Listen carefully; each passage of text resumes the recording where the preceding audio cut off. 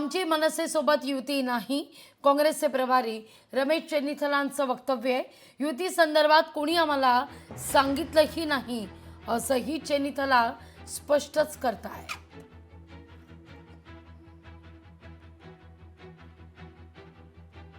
अभी तक उसके ऊपर कोई चर्चा नहीं है। हमारे सामने उसका वो मुद्दा ही नहीं है हमारे पास।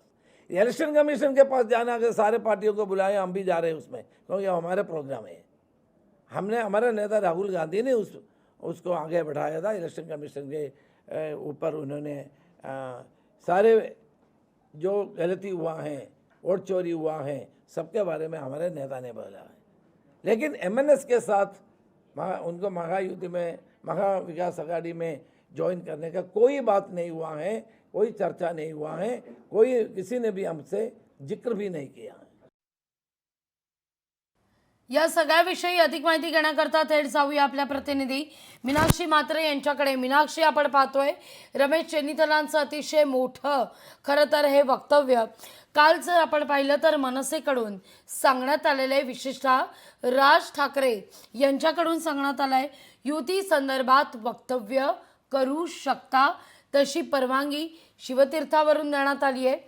काल मात्र त्याचवेळी रमेश चेन्नीथला म्हणतायत की मवियात एखादा पक्ष ॲड ऑन होण्याच्या दृष्टिकोनातून आम्हाला कल्पना नाही, मनसे संदर्भात आम्ही अनभिज्ञ आहोत। निश्चितच लागवी खरं तर स्थानिक स्वराज्य संस्थांच्या निवडणुकीचं बिगुल कोणत्याही क्षणी वाजू शकतो आणि अशामध्ये सर्वच पक्ष जे आहेत ते तयारीला लागलेला आहेत। एकीकडे महाविकास आघाडीचं जर आपण पाहिलं तर महाविकास आघाडीमध्ये मनसेला घ्यायचं की नाही ते अद्यापही स्पष्ट झालेलं नाही आहे। पण दुसरीकडे ठाकरे बंधू हे एकत्रित यांच्या भेटीगाठी वाढत असताना मात्र युती लवकरच होणार असल्याची चिन्ह आहेत। आणि असं असताना आपण पाहतोय की काँग्रेसच्या पक्षामध्ये काल बैठकांचं सत्र पार पडलं। मात्र एकीकडे मुंबई काँग्रेसची बैठक झाली तर दुपारहून महाराष्ट्र प्रदेशची बैठक झाली।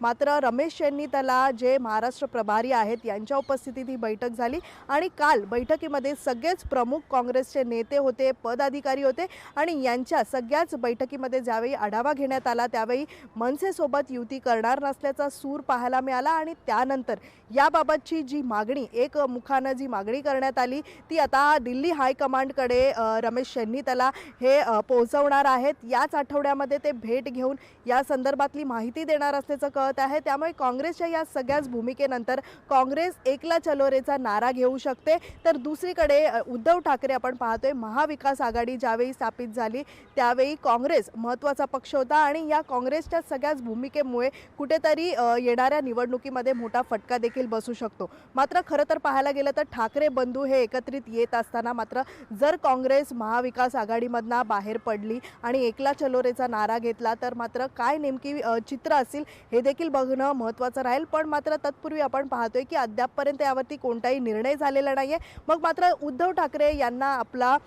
दिल्ली हायकमांडकडे जोर वापरावा लागणार आहे। दिल्ली हायकमांडकडे मात्र या संदर्भामध्ये काही बातचीत करता यावी यासाठीचा प्रयत्न त्यांना करावा लागणार आहे। पण मात्र मनसेच्या भूमिकेकडे काँग्रेसचं जर म्हणणं ऐकलं तर मात्र मनसेची जी भूमिका आहे परप्रांतीयांबाबत असेल किंवा मराठी भाषेच्या विरोधात म्हणजे जो लढा त्यांनी घेतलेला आहे या सगळ्याचकडे पाहता काँग्रेस जे आहे ते मनसेसोबत जाण्यास इच्छुक नसल्याचं पाहायला मिळत आहे। आणि त्यामुळेच कालच्या या सगळ्या घडामोडी पाहता मीनाक्षी, काँग्रेस स्वबळाचा नारा देणार का हे देखील पाहणं तितकंच महत्त्वाचं आहे।